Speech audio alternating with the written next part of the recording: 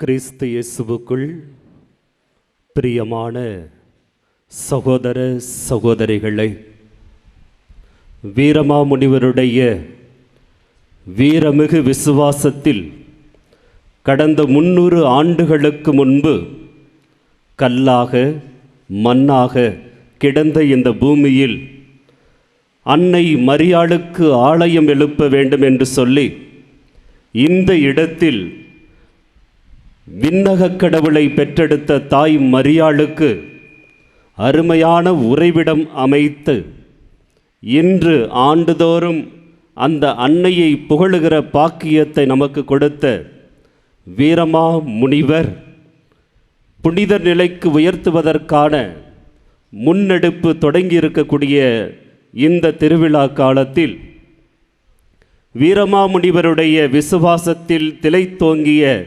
பழையகோவில் இறை சமூகத்தினருக்கு இங்கே திருவிழா திருப்பலியை நிறைவேற்ற வந்திருக்கக்கூடிய அருள் பணியாளர் ஜேம்ஸ் செல்வநாதன் அவர்களுடைய பெயராலும், இங்கே விருந்தினராக வந்திருக்கக்கூடிய அருட்தந்தை பெயராலும், உங்கள் பாசமிகு பங்கு தந்தையர்கள் சார்பாகவும் அருட்சகோதரிகள் சார்பாகவும் இங்கே கூடி வந்திருக்கிற அனைவருக்கும் அன்னையினுடைய பெருவிழா நாளில் மகிழ்ச்சியான திருவிழா வாழ்த்துக்களை அன்போடும் பாசத்தோடும் தெரிவித்துக் கொள்கிறேன். அன்பானவர்களே, வீரமா முனிவர் என்று தொடங்குகிற பொழுதே நமக்குள் நிச்சயமாக ஒரு வீரம் பீரிட்டு எழுவதை உணர முடிகிறது. அன்னை அவளுக்கு விழா எடுத்து மகிழுகிற ஒவ்வொரு மனதிலும் மகிழ்ச்சி பங்கிருக்கக்கூடிய இந்த மாலை நேரம் கருக்கள் எல்லாம் இணைந்திருக்கிறது. எப்பொழுது உங்களை எல்லாம் ஆசீர்வதிக்கப் போகிறோம் என்று காத்திருப்பதாக பார்க்கிறேன். ஆண்டுதோறும் இந்த மழை வருகிற பொழுதெல்லாம் விண்ணக கடவுள் நம்மை நோக்கி தனது ஆசீரை பொழிகிறார் என்பதுதான் நமது ஆழமான நம்பிக்கை.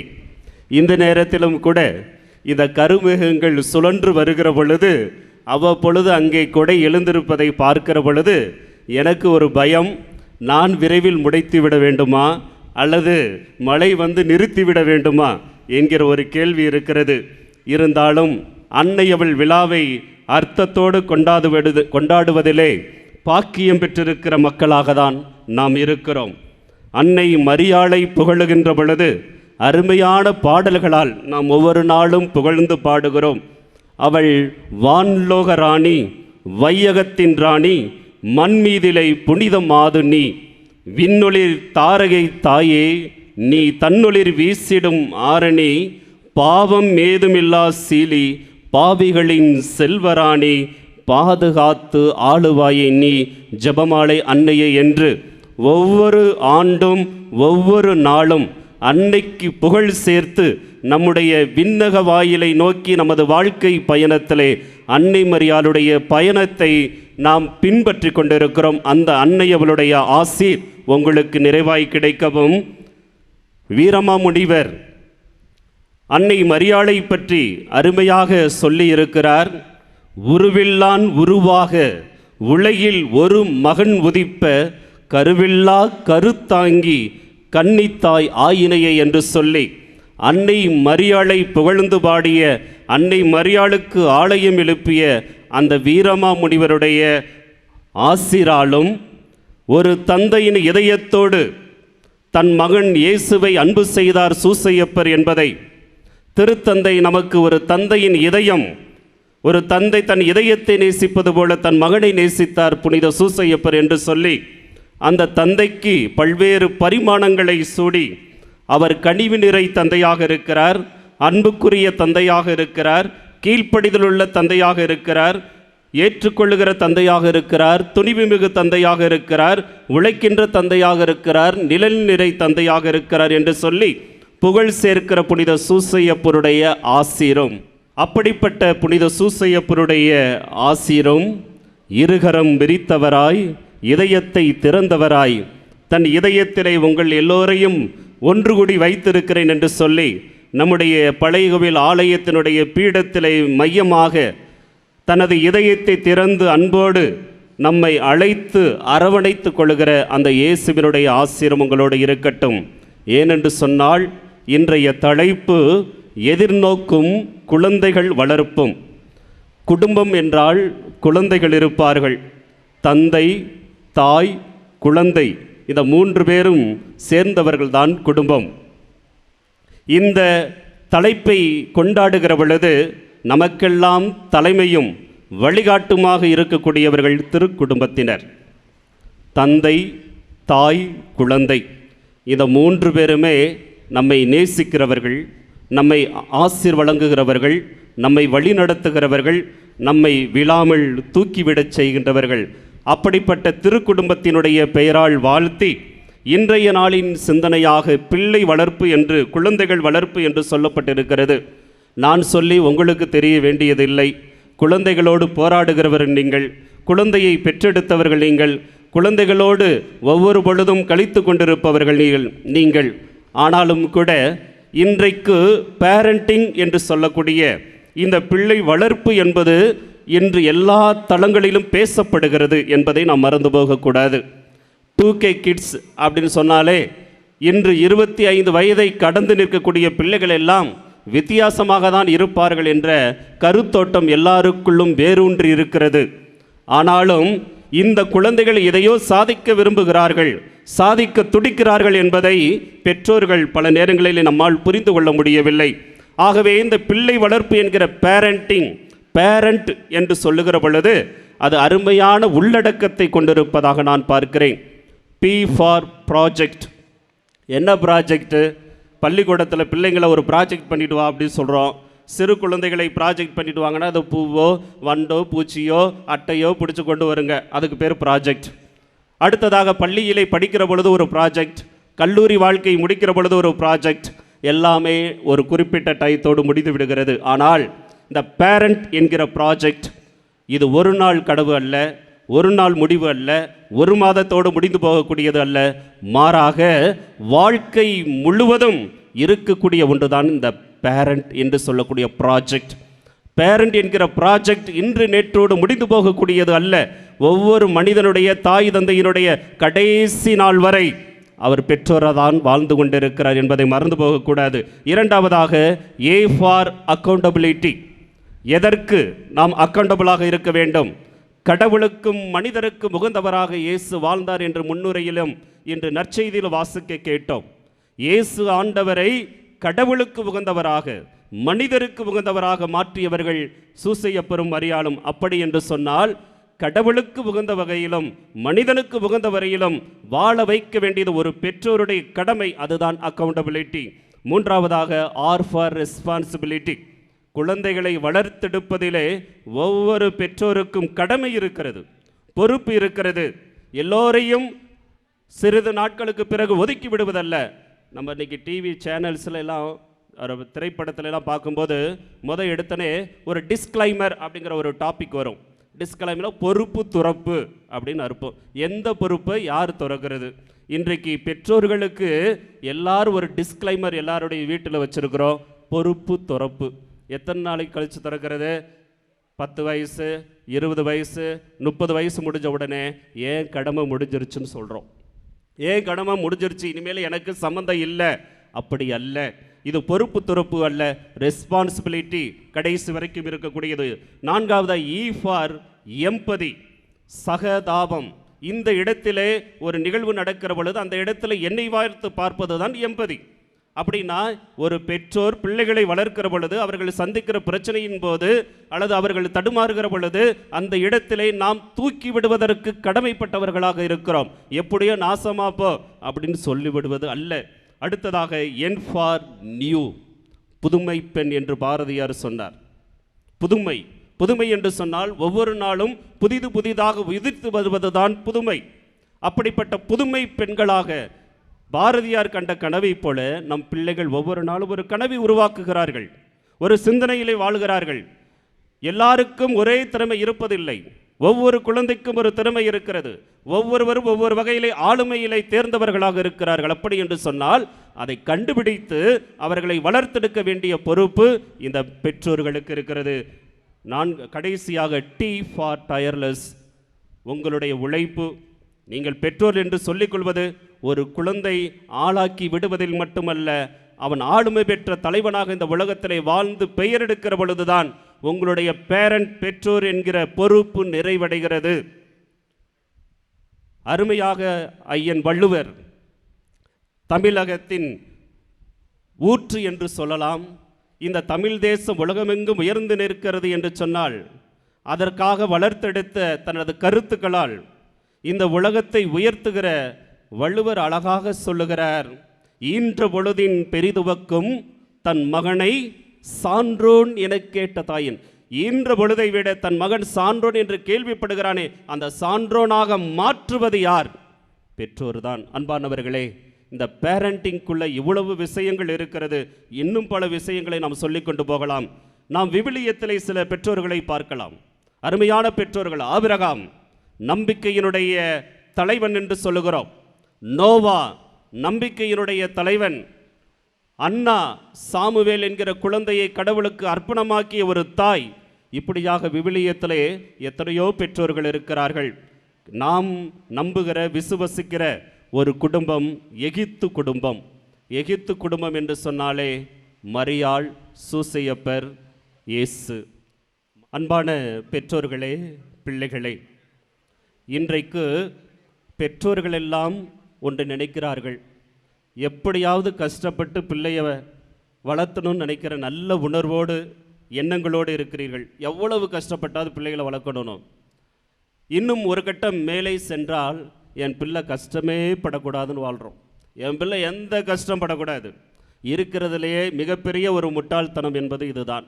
என் பிள்ளை எந்த கஷ்டம் படாமல் வாழணும்னு நினைக்கிறோம். பார்த்தீங்களா, ரொம்ப ரொம்ப கஷ்டம். அன்பானவர்களே, நீங்கள் கடைக்கு போகும்போது அங்கே மளிகை பொருள் வாங்குகிறீர்களா, காய்கறி வாங்குகிறீர்களா, பிள்ளையிடம் கொடுத்து சுமக்க வையுங்கள். அது 2 கிலோவாக இருந்தாலும் 5 கிலோவாக இருந்தாலும் சுமக்க வையுங்கள். பிள்ளைகளுக்கு சுமைகளை கொடுங்கள். அவன் போராட வேண்டும். எப்பொழுது ஒரு குழந்தை பெற்றோருடைய சுமையை தூக்க முயற்சிக்கிறதோ அப்பொழுதுதான் பெற்றோர்கள் தங்கள் பிள்ளைகளை சரியாக வளர்த்து விட்டீர்கள் என்பது பொருள். இன்றைக்கு எல்லாரும் பிள்ளை கஷ்டப்படக்கூடாது, பிள்ளை கஷ்டப்படக்கூடாது, எல்லாம் கேட்கறதெல்லாம் வாங்கி கொடுத்து நாசம் பண்ணுறது யாரு? பெற்றோர்கள் தான். இன்றைக்கு அந்த பிள்ளை துன்பம் எது, இன்பம் எது, போராட்டம் எது, அடிபடுதல் எது, கீழே விழுவது எது, எழுந்து நிற்பது எது, எதுவுமே தெரியாத பிள்ளையாக தான் வாழ்ந்து கொண்டிருக்கிறார்கள். ஒரு தாத்தா ஒரு கிராமத்திலே வாழ்ந்து கொண்டிருந்தார். அந்த தாத்தாவை பார்ப்பதற்கு ஒரு பேரன் விடுமுறையிலே போனான். அந்த தாத்தாவை போய் பார்த்து தாத்தா கிட்ட ஒரு கேள்வி கேட்டான். நீங்கள் வயது முதிர்ந்தவர்கள், அனுபவசாலிகள், எனக்கு ஒரு உண்மையை சொல்ல வேண்டும். நானும் இந்த உலகத்திலே நிமிர்ந்து நிற்க வேண்டும், தலைவனாக வேண்டும், யாராலும் பாராட்டப்பட வேண்டும். அப்படி என்று சொன்னால் நான் என்ன செய்ய வேண்டும் என்ற கேள்வியை அந்த தாத்தா கிட்ட கேட்டான். அந்த தாத்தா என்ன பண்ணாரு, கண்ணா வா என்று சொல்லி அங்கே செடிகளை விற்கக்கூடிய ஒரு இடத்திற்கு கூட்டிகிட்டு போனார். சின்ன சின்ன செடிகள் விற்கக்கூடிய இடம், நர்சரி கார்டன் கூட்டிகிட்டு போனார். அங்கே போய் 2 செடிகளை வாங்கினார். 2 செடிகளை வாங்கி கொண்டு வருகிறார். வீட்டுக்கு வருகிறார். அந்த பேரனை பார்த்து, கண்ணா, இதை 2 இடத்துல நாம் நட வேண்டும். நமது வீட்டிற்குள் ஒரு தொட்டியை உருவாக்கி அதுக்குள்ளே வைப்போம். இன்னொரு செடியை வெளியே வைக்க வேண்டும் என்று சொல்லி அந்த பையனுக்கு வழிகாட்டுகிறார். அந்த சிறுவன் தொட்டியிலே ஒரு செடியை வைக்கிறான். வீட்டுக்குள்ளே வெளியே போய் வீட்டுக்கு வெளியே ஒரு செடியை ஒரு இடத்துல அவங்க நட்டு வைக்கிறாங்க. அவன் கேட்டான், என்னுடைய கேள்விக்கு இன்னும் பதில் வரவில்லையே. அவர் நிதானமாக சொன்னார், விரைவில் உனக்கு பதில் சொல்லுகிறேன். அதற்குள் விடுமுறை முடிந்தது. பேரன் வீட்டுக்கு போயிட்டான். திருப்பி 6 மாதம் கழித்து அடுத்த லீவுக்கு வந்தான். தாத்தாவை பார்த்து கேட்டான், நான் போன ஒரு தடவை இந்த லீவுக்கு வரும்போது ஒரு கேள்வி உங்கள்கிட்ட கேட்டேன். நான் உயர்ந்து தலைவனாக நடக்க வேண்டும் என்று சொன்னால், பாராட்டப்பட வேண்டும் என்று சொன்னால் என்ன செய்ய வேண்டும்? இந்த கேள்விக்கு இன்னுங்க பதில் சொல்லலை அப்படின்னு சொல்கிறான். தாத்தா என்ன சொன்னார், வீட்டுக்குள்ளே கூட்டிகிட்டு போனார். நீ நட்டு வைத்த அந்த செடியை பாருன்னு சொன்னார்.